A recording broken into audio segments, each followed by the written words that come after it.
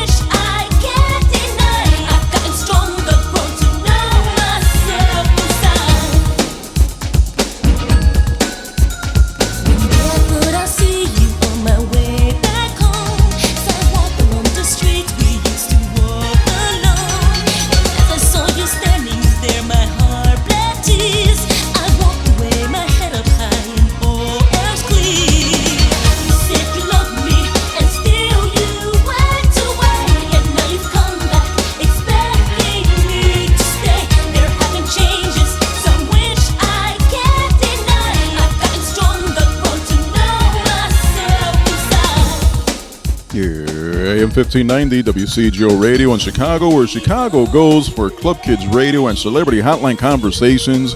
It is early on a Saturday morning, the 4th of July weekend for 2012. My name is Harv Roman. In the back of your head right now is Sapphire music. You Said You Love Me. That is from 1995. And Fever Records' Freestyle Lives. Believe it or not, that song was written by the very famous Mark Anthony back in 1995, which Fingers and Toes tells us was 95, 2005. Holy smokes, a long time ago.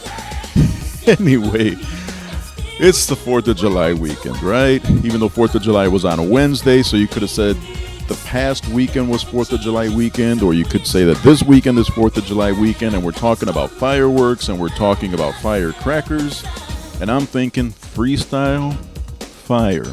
You know what we haven't done for a long time? We have not heard, ever since the original airing of this particular interview, this particular Celebrity Hotline Conversation, of Sapphire. Get it? Sapphire, fireworks, 4th of July weekend. So why not do that? You haven't heard this interview since 2006 at another home of Club Kids Radio. So why not do this?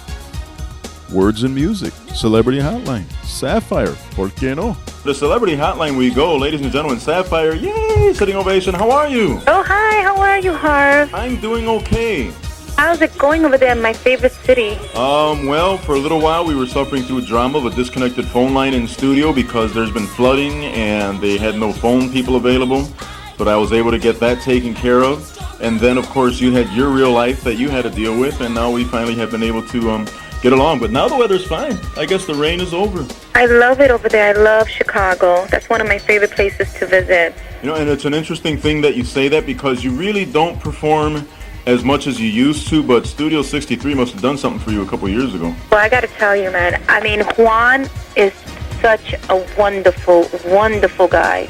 I mean, he is just like so professional. I wish everyone was like him, you know, where he brought me down, he did all the details with me, and he was just awesome. I mean, even the club owner, between Juan being the promoter, being an incredible promoter, and then having the owner being incredible as well, it was just like I could never pass on performing there again. You know, it's nice to hear those things about Juan and Nick over at Studio 63 because I guess one of the reasons that somebody like you doesn't perform and some of the other artists aren't always out there is because it's not always fun dealing with promoters. It's not always fun dealing with club owners, and then you just don't want to deal with it. I remember back in the day when, you know, people had a fight to get limousines, people had a fight to get bonuses, people had a fight to get paid on time.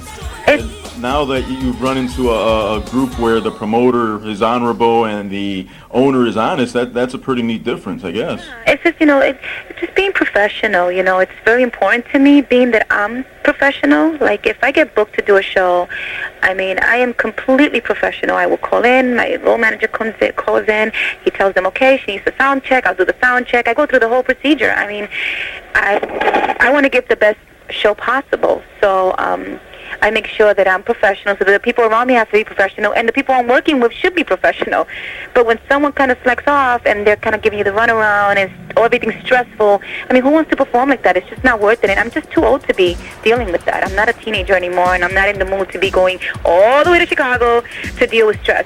Well, I remember Juan. When I'm doing this, I remember Juan telling me about this, and he says, she generally doesn't come in, but she's going to do it this one time. And I remember him telling me, it's one time only, Sapphire's coming back to the city, and I got excited, and I had planned on being there, and I know I've apologized off the air, but I'll apologize on the air as well. I was supposed to be on stage, I was supposed to introduce you, I didn't make it to the event, and it was a big deal to me because I wasn't able to go. It becomes a bigger deal to me when Magic Juan says, Sapphire was asking for you. And I says, asking for me? She hardly even knows me. And then it turned out that you recalled our conversations from the past, you recalled our meetings from the past, and I was absolutely amazed. I was flattered, obviously, but I was like, wow. I don't forget people. No. I really don't forget people. Like, I'm good with faces. I'm not great with names, but with your name, it kind of sticks out, So it was just kind of like, when I was talking to Juan, I said, where is he? Wasn't he supposed to introduce me or something? And he was like, yeah, but he couldn't make it. I'm like, oh, bummer. I said, we did an interview, and he was really cool, I wouldn't mind seeing him again. I hadn't seen you in so many years. It would have been cool, But, hey, I'm coming back, so. Well, that was the thing that got to me when you said that. You said, wait a minute, aren't you the dude that met up with us it was the Navy Pier Ballroom? It was 88 or 89. It was TK, it was John Roca, it was Sapphire, and a Chicago group called Coda. Yep. Now, why would Sapphire remember that one rinky-dink radio guy back then? I mean, I've imagined you've done tons of interviews, you met tons of people, and when you said Navy Pier and TKA, I said, wait a minute, this is like 17, 18 years ago. You've got one of these memories, apparently. Well, you know what it is, too, when, like I said, when you meet people that are professional, like yourself, people that are, like, straight to the point, respectful, those are the people you want to remember. Well, that was pretty neat. And then when we were over at 88.7 doing the Friday morning show, we had a nice conversation. Yep. I remember it was supposed to be 10 minutes or so, turns into 45 minutes. Exactly. And we wound up reviewing the entire new album where your cartoon image was right there on the cover. Exactly. And that album did fairly well, I guess, huh?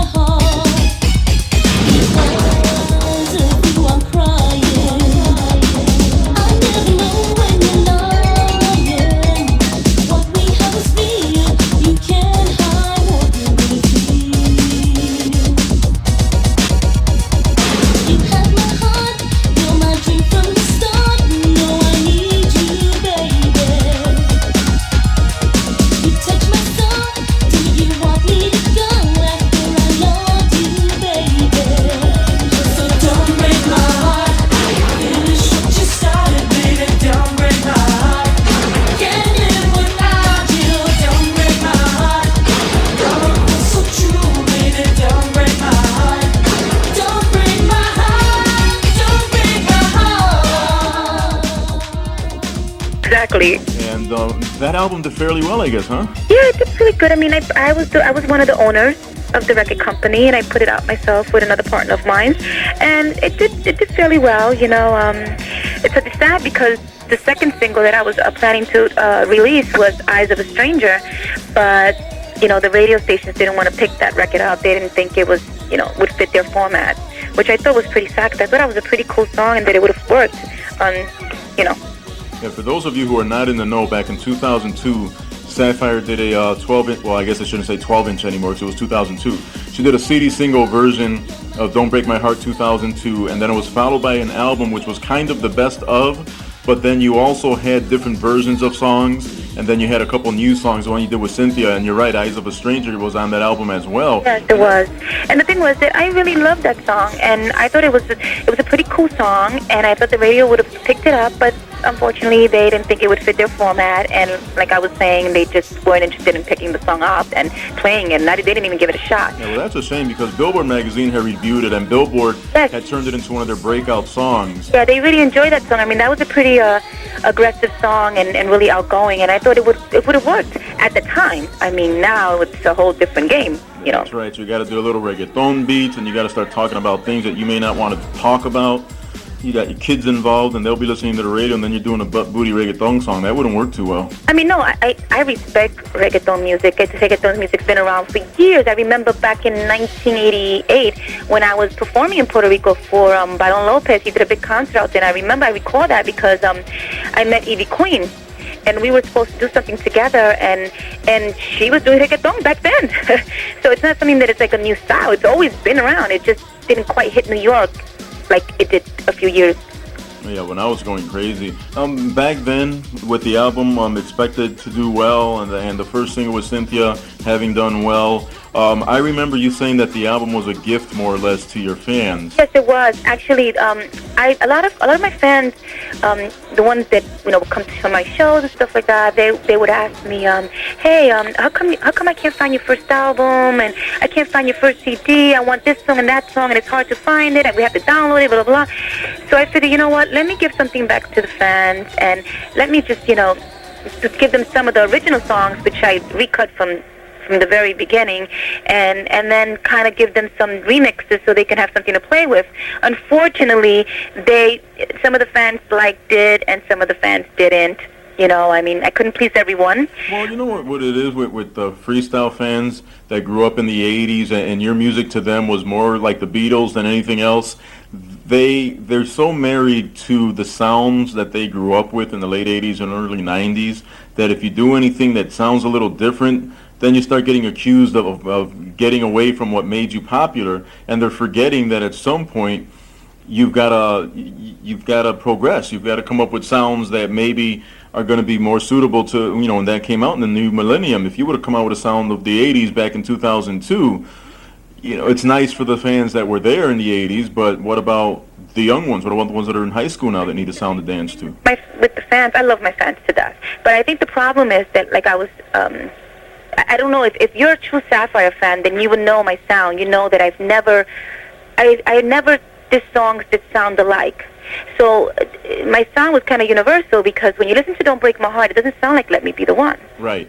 Let Me Be the One doesn't sound like Boy I've Been Told. Like certain people, certain freestylers have a certain sound, and that's their sound. You hear it on the record and you go, okay, this is this sound. But with Sapphire, I always changed. I've always had changes in my music, in my style of clothing, and everything I did. I've always changed. I've never stayed in one particular style. So I found it kind of strange that my fans would not receive it with open arms, being that none of my songs sound alike. Now, with some of the fans that liked the CD and others that were a little lukewarm to it, did that play into the decision to not have released a follow-up album? Well, I think I had to take a break, to be honest with you. I really wanted to retire from this business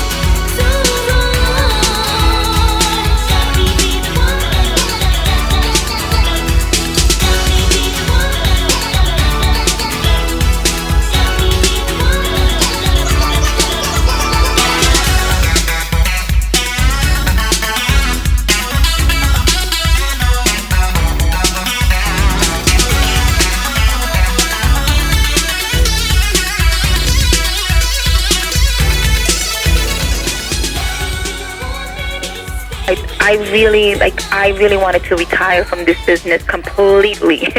I felt a lot of stress and pressure, and then like being a record company executive is not fun. I realized that's not something I ever want to do again. I learned a lot from it. I learned what it's like to be behind the scene, but it was just too much work and just too much to put into it, and that's not something that I wanted to do. I wanted to be more creative, more in the background, and just, sing and perform. But along the way, when I put out the 2002 album, and I started like doing these shows and performing in some of these clubs where people weren't being professional, it just kind of put a bad taste in my mouth. And I was like, you know what? I just don't want to deal with this. It's 18 years. I can't go back to this. This is ridiculous. I mean, either I'm going to get treated like a professional or I'm not going to do this at all. So I decided not to do it anymore. The fact is that people are still calling me to do shows. They want me to put out music. They want this. And I'm like, listen, I'll appear in shows here and there, but I'm not going to do every club in New York City. And I don't see myself putting out, quote unquote, another, LP, CD, freestyle album. I just don't see it happening. I have been recording, but with different artists. And I've also written for other artists. I wrote a song for Naija. I co-wrote with Karina on 2 tracks. What else did I do? I did some stuff with KL from K7. And I've been working, doing stuff behind the scene. And I enjoy that a lot more than performing at a nightclub where you're dealing with people that are not professional. And like I said before, that just put such a bad taste in my mouth. I just wanted to run away and never come back. Wow, Harv with the Club Kids, speaking with Sapphire, the legendary one who's been around since the late 80s. And we've talked about the 2002 album. We've talked about your return to Studio 63. Now, you hadn't been there for a while when you came back a couple of years ago. What did you expect from the Chicago audience? And then what did you actually get? Because though I wasn't there, I read the post. I was online. I've seen people talk, and I've read a lot of what was told. But maybe you can tell me from the artist's point of view what your return to Chicago was like. Well, I got to tell you, like I said, Juan and the club owner at 63 were awesome.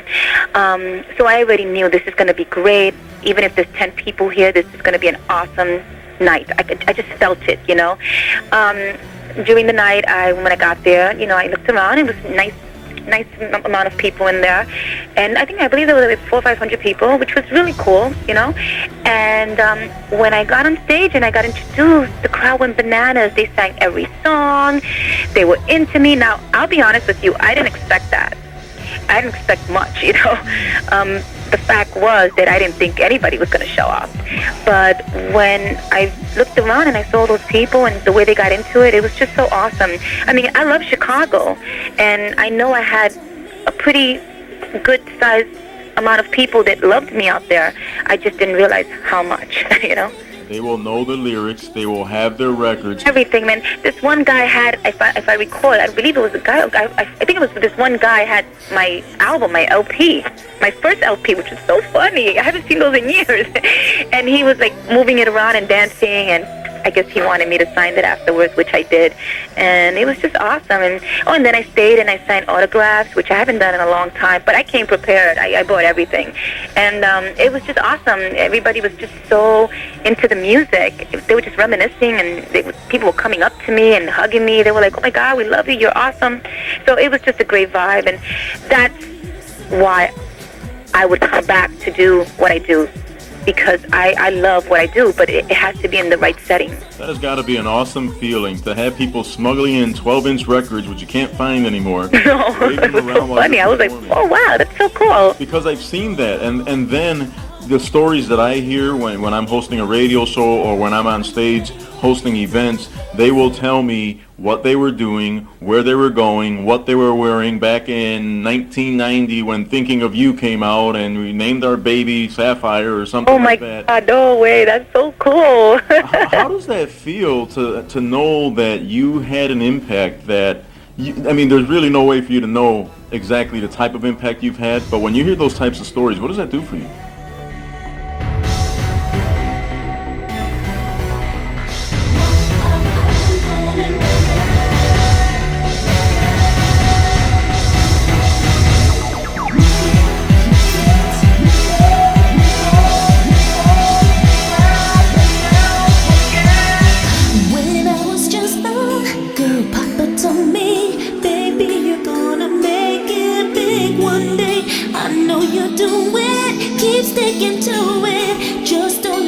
anything get in your way.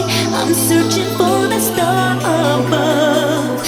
It's all that I've been dreaming of. Hey, listen, world, to what I have to say. One day I am gonna make it to the top. Watch out, I am gonna make it. There's no way I'll never stop.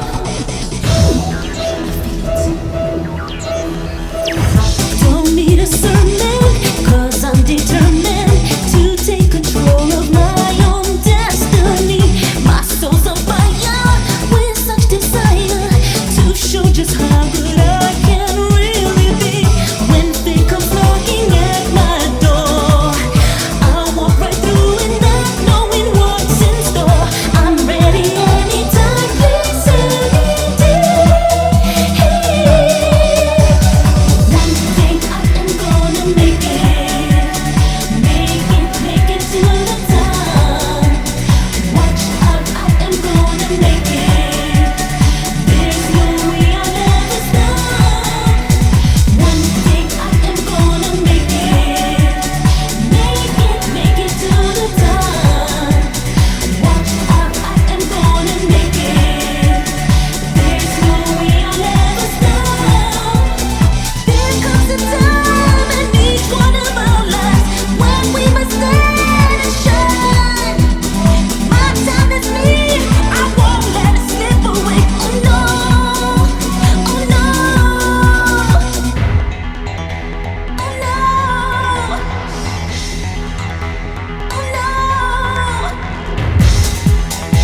oh no,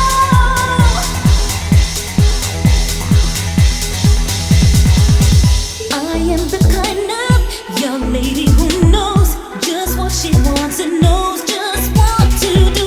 It may be shocking, soon I'll be rocking, knowing I've done my best when I get through. I'm reaching for that star above.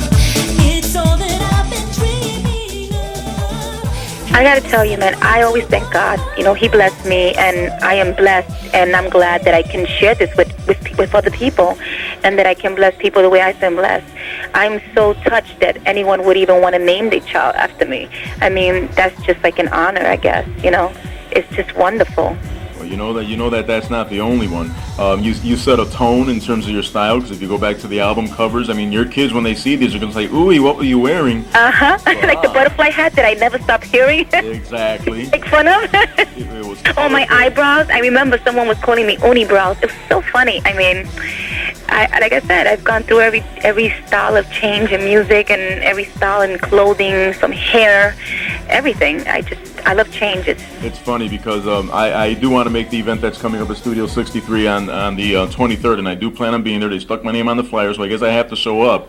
And I generally will open up talking about things that were occurring on or about the time that these songs were coming out. And all I have to do is talk about FinalNet or talk about the little black bracelets that came out at the time, or the mesh tops that they used to wear. And then they woo and scream for every little thing I talk about. Oh, Lord. But they're the best. Those fans are the best. I'm telling you. They're just awesome. I mean, like a few months ago, I did the Copa. I performed at the Copa. And that crowd was great, too. I mean, I guess it all depends on who's promoting it, who's putting it together, and how professional they are. I always say they have to be professional. They have to know what they're doing.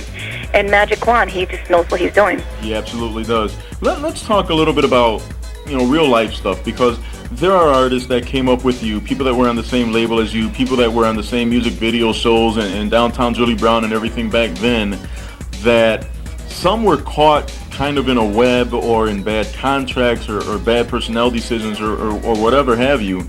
And then some did really well when they crossed over to the salsa and things like that.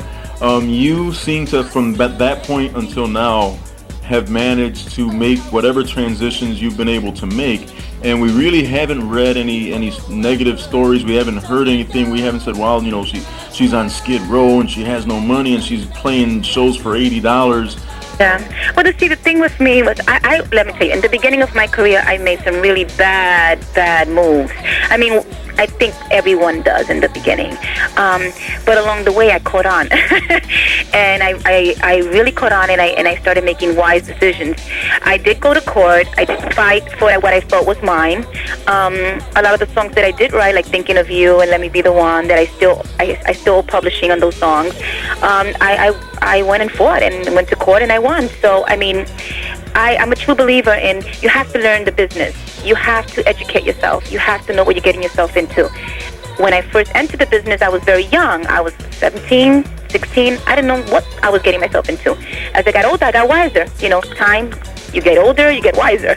And I realized that I had to make some changes, in which I did. But, you know, I went through my share of headaches and stuff like that. Doing shows for $80, no, that I wouldn't do.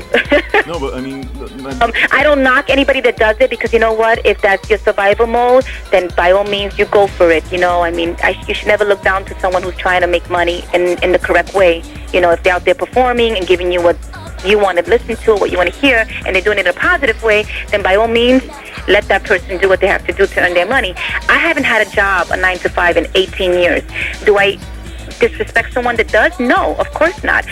Do I miss working? Maybe. I miss being in a regular job, but you know, I haven't done that in 18 years. I've been in the music business for 18 years.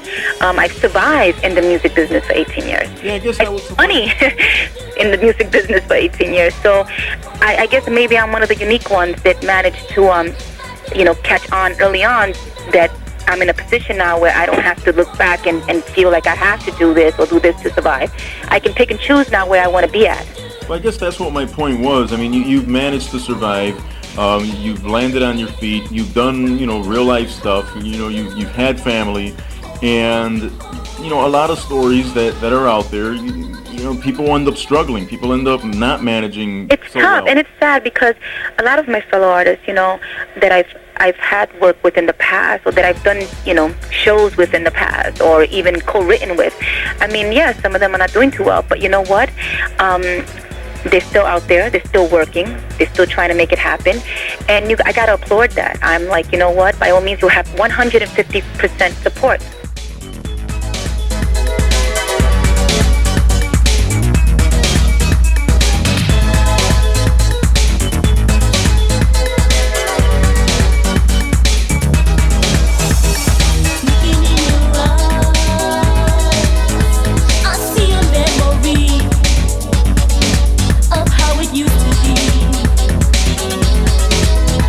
Before our world came tumbling down, I tried.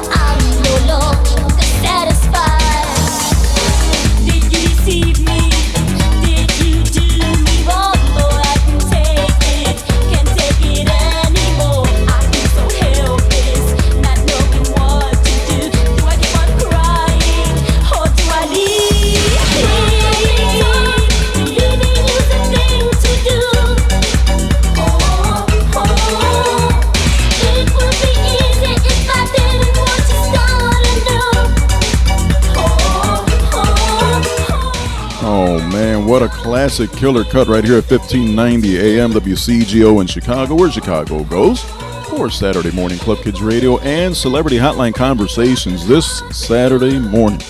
Celebrity Hotline with Sapphire originally aired in 2006, but not aired since then. So it's been like 6 years ago. Holy smokes. And here's the roll call, just in case you want to keep track of the music we've been playing. That's Boy I've Been Told, the original version. And then, before that, we played I'm Gonna Make It, the 2002 version from that album that she was telling you, where she kind of remixed and did a lot of original things to classic songs. We also heard Let Me Be the One from Sapphire, Don't Break My Heart. And You Said You Love Me, which was off a compilation from Fever Records entitled Freestyle Lives. And back in 1995, Freestyle was kind of on the ropes because of a variety of reasons. And Salvatella over at Freestyle put together a compilation with a lot of the legends of Freestyle in the hopes that it would revitalize the movement. And it kind of worked. And then maybe it didn't work because radio just kind of got off of the freestyle bandwagon, and some of the freestyle artists had to transition over to salsa music, which is very, very cool, by the way.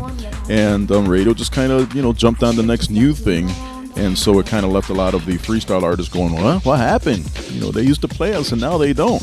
Well, I never stopped. And even though it's Club Kids Radio, every now and then I got to bring to you, some pretty cool stuff. And the Celebrity Hotline Conversation was especially for Club Kids Radio, but we couldn't have kids in studio at that point in order to help with the interview. And so they were not able to do it, but I was able to do it. And it was a very, very good time for me. And I'm sure also for Sapphire. If you're looking for her on Facebook, then you want to go to Sapphire Cosme. I believe that's what she's under when it comes to Facebook. So there you go. Now you know it's 2012 because back in 2006, we were not talking about Facebook because there was no Facebook. So when we return, we'll have more Club Kids Radio and, of course, the roll call, right? My name is Kim. I will deliver your mail. My name is Timothy, and I'll be your son's math teacher. My name is Darnell. I will be patrolling your neighborhood. My name is Matt. I'll be managing your retirement portfolio. My name is Maria. I will check your vital signs. I will be fixing your pipes. I will be teaching you a new software program. I will be landing your flight safely. I will be assessing your taxes. I will be your congresswoman. I will be the chairman of the board. I will be an influence on our community. I will be your neighbor. I will be engineering the next great technology. I will be great. I will be great. I will be great. I will be great. I will be I will be great. I will be great. I will be great.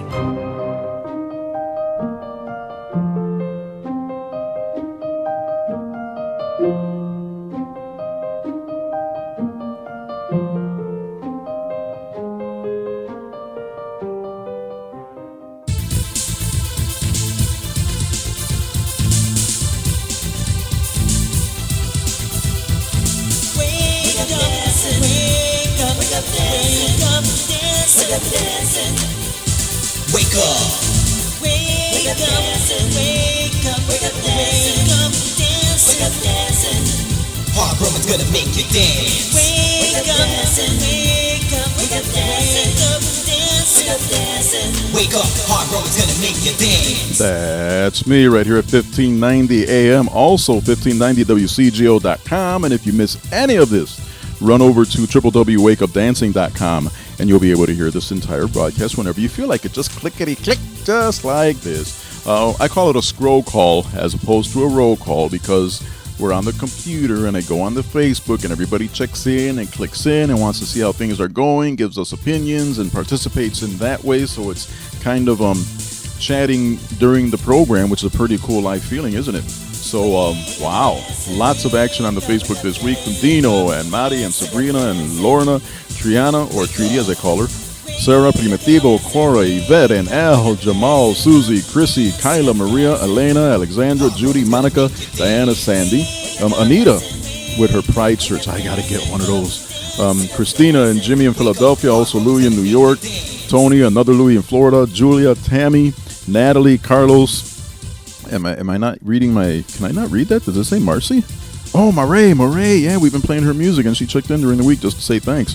Also, Laura, the artist formerly known as Master Mike, DJ from Arizona, and Saida and Richard, who has come back from the Marines to visit here in Chicago.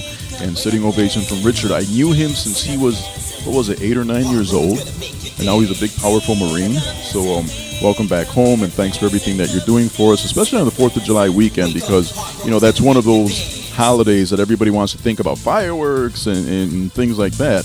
But the bottom line is, you know, 4th of July is an Independence Day, and it is the troops that have helped us maintain our independence as a country and are fighting for the independence of other countries, and Richard is doing that. So sitting ovation to Richard and his mom, Saida. We have reconnected on the Facebook, just like everybody else has reconnected. Oh, the other thing, too, if we have time, because I got 3 more segments with Sapphire. If we have time before the end of the hour, I want to bring to you some audio from the 42-year director of the Union League Boys and Girls Club 2 in Westtown, Chicago.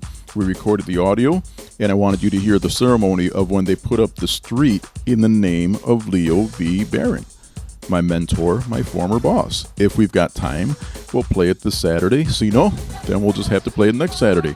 In the meanwhile, more Sapphire music, because it's all firework stuff. This is Love Is On Her Mind on 1590 AM, WCGO, where Chicago goes for this stuff.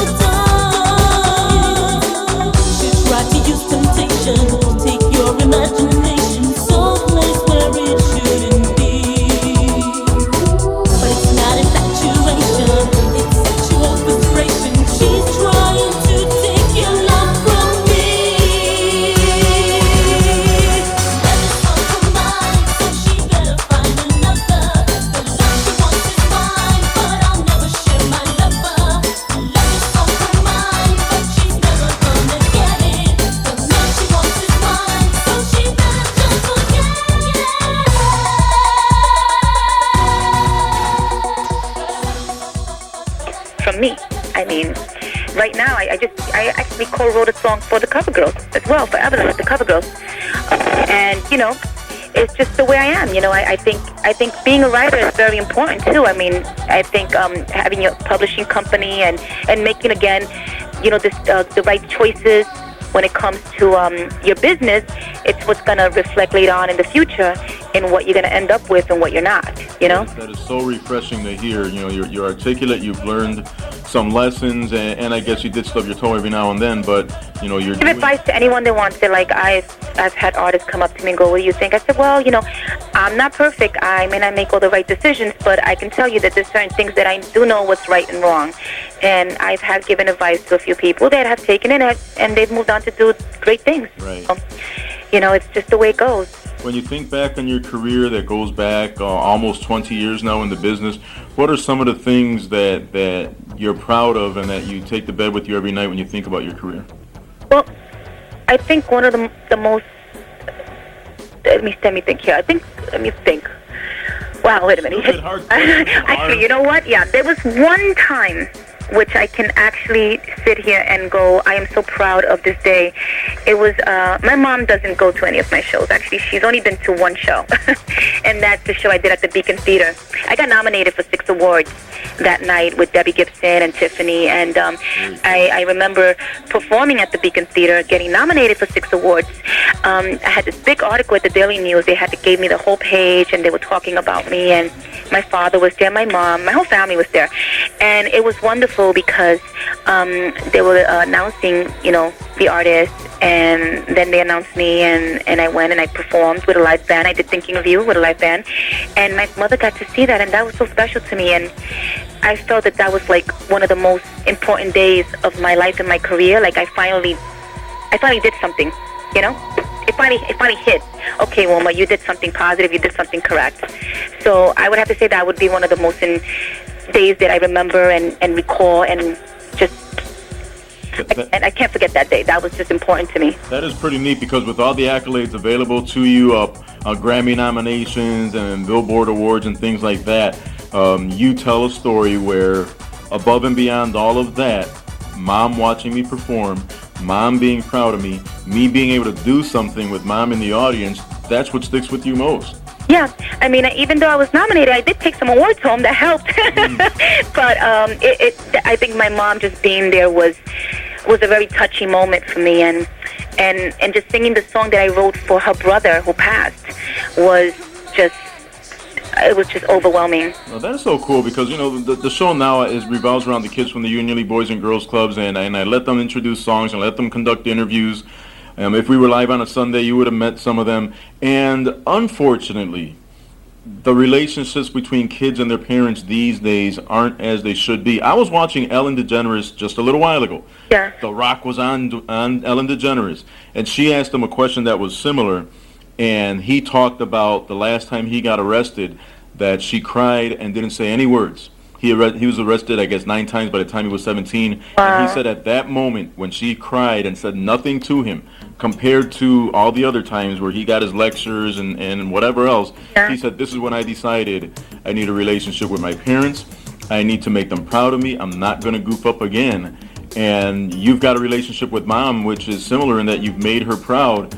And I wonder what we could do with the young people these days to kind of let them know and empower them to pursue the relationships with their parents if they can, because young people these days, unfortunately, it doesn't seem as if those bonds are there.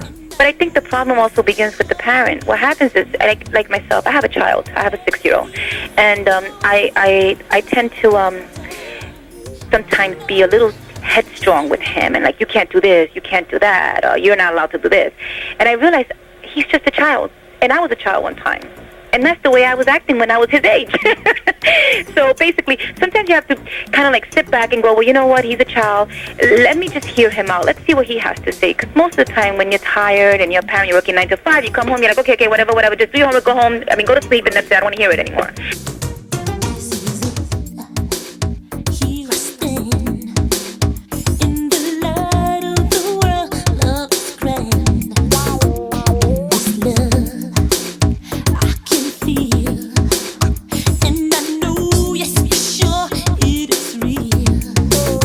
And you know that you've seen my face before.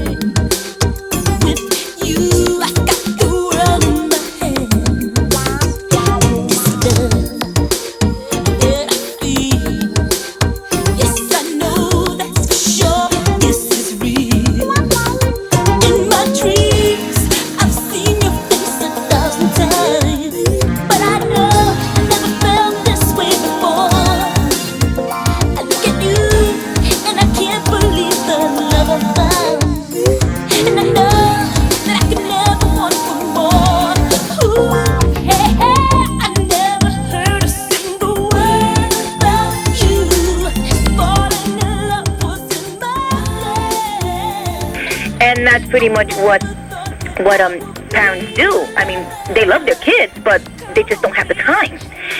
My mom was a housewife, so I spent a lot of time with my mom. That's why I decided to spend a lot of time with my son, where I don't want to leave him out of my sight. I just want to spend as much time as possible in molding him, so then when he's out there and he's on his own, he realizes, okay, mom is A plus. I need her here. I need this from her, and she'll always be in my life, and I love her and respect her. I think it's also the quality time that you spend with your child. A lot of these kids are being raised by nannies. Some of them are just, not being raised with parents at all. So it's very difficult. Some of them have anger, bitterness against their parents, That is some good advice. And the one thing that you can't get away with when it comes to your son, Sapphire, you can't wave a gold record in his face and say, hey, I'm Sapphire. What I say goes. No. I mean, you're mom. I'm mom, exactly. So that's why I had to sit back and go, I was making some mistakes myself. That's why I had to sit back and go, okay, wait a minute, I was a child once. And this is the way I was acting when I was a child. So let me hear him out. Let's see what he has to say. And I do, I make little deals with him. I go, okay, what do you want? What do you need, sweetie? And I try to sit down. Love is very important, loving your child. I mean, I sometimes hear parents, saying, well, I wish I never had him, or it's too much work. Is this?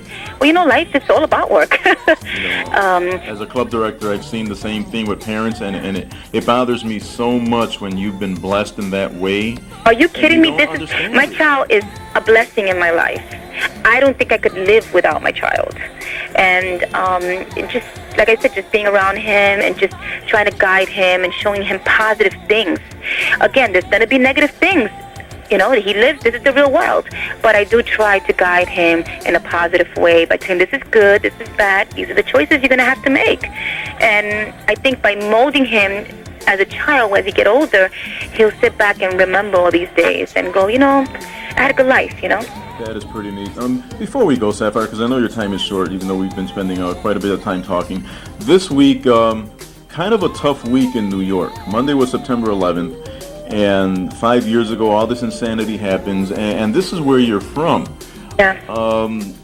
What was this week in the last 5 years? What has it been like out there? Well, I mean, the first year it happened, people were going crazy. I mean, there was a lot of pain and hurt in the air. I think people have settled in now. I mean, usually when someone passed, like any family member, you always feel the hurt and, it lingers in your heart for a very long time. But after a few years, you learn to, accept it and just, deal with it. I'll be honest with you. When that happened, I live on the 27th floor. My apartment overlooks those two buildings.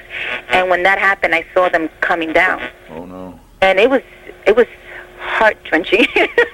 I mean, I remember my husband holding my child, and I'm like, what is this world coming to? All I could think of was my son, like, wow, this is what he's got to deal with?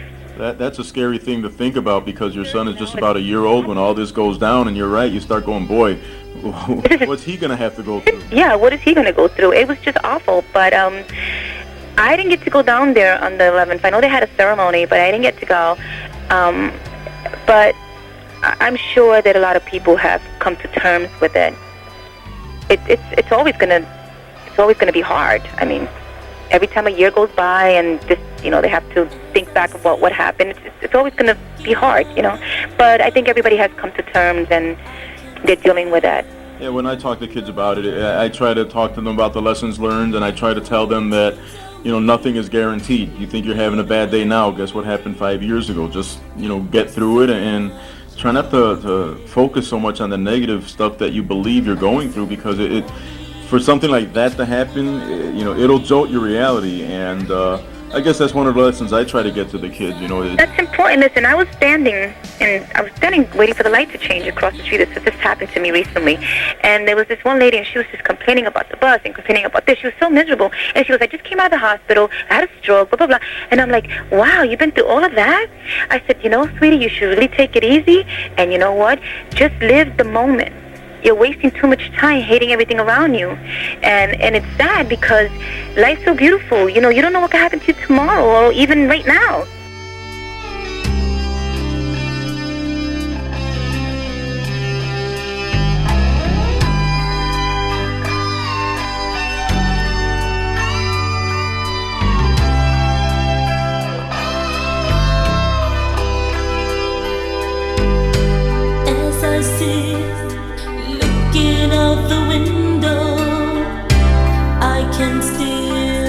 remember.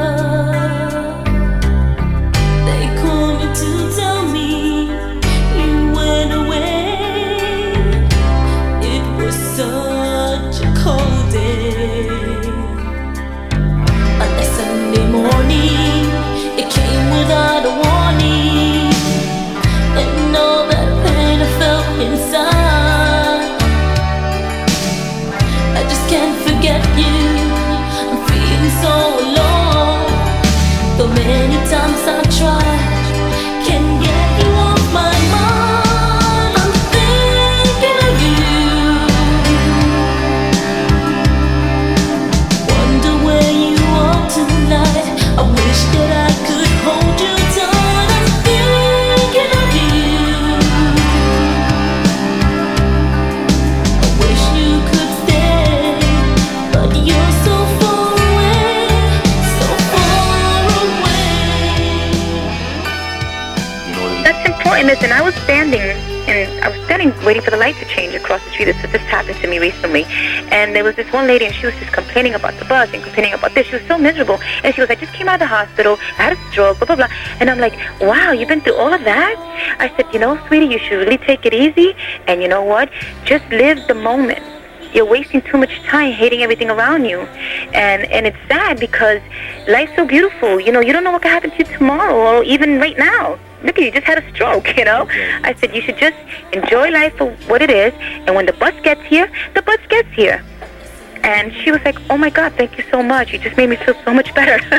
Well, you did her a service, and you're doing us a service by chatting with us on the Sunday afternoon program now. I went from the little old CYC from when we first met to Loyola University. Now we're actually on a commercial radio station. That's awesome. Congratulations, by the way. Yeah, they've donated the time to the kids at the Boys and Girls Club, and on a typical Sunday, I've got 3 or 4 of them with me. I run the board. I let them have their conversations. I let them listen to the music. I let them introduce and do interviews. And, you know, to me, when it comes to the young people, it's all about their communicating how they feel.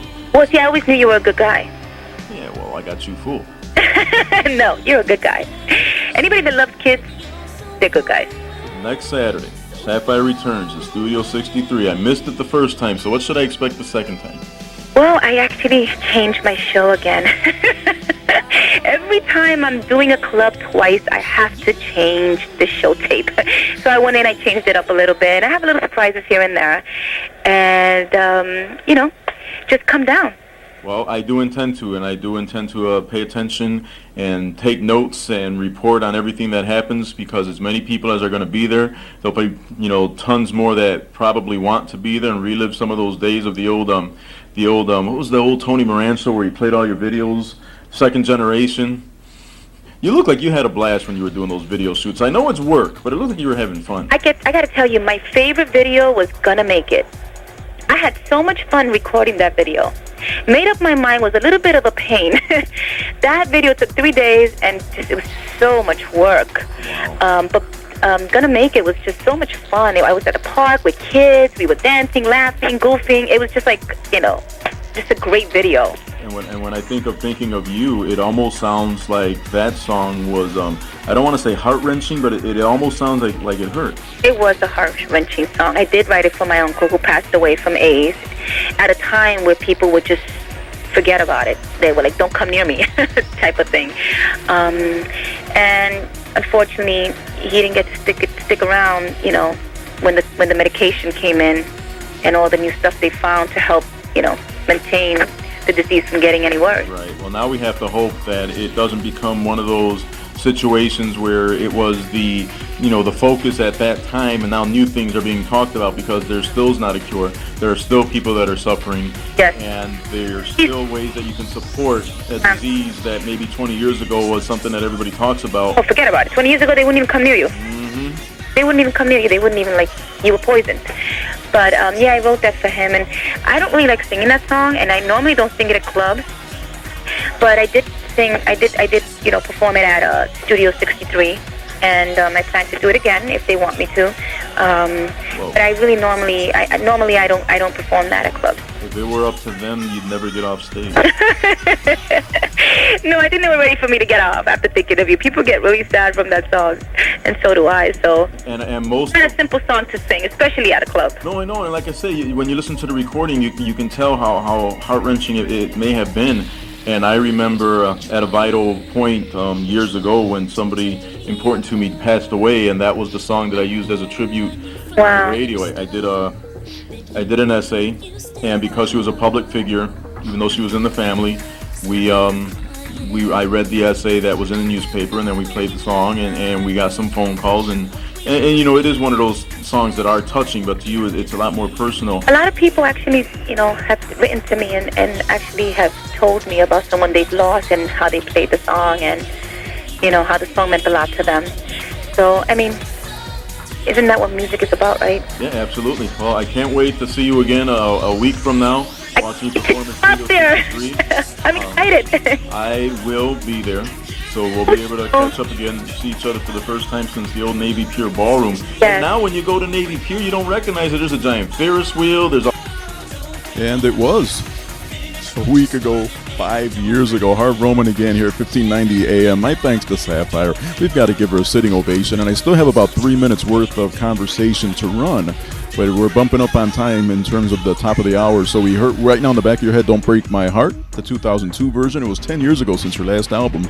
We also heard Thinking of You. And I Never Heard, which Michael Jackson re-released as This Is It. And it became a very, very legal thing. And then Love Is On Her Mind. Started off this particular segment of Celebrity Conversations with Sapphire. My thanks to her. My thanks to you, the listeners, for putting up for me, the DJs, and for going to clickety-click on the Facebook. And I have to talk really, really fast, because this show is just about over. Next week, we will do the Leo V. Barron Street Sign Ceremony.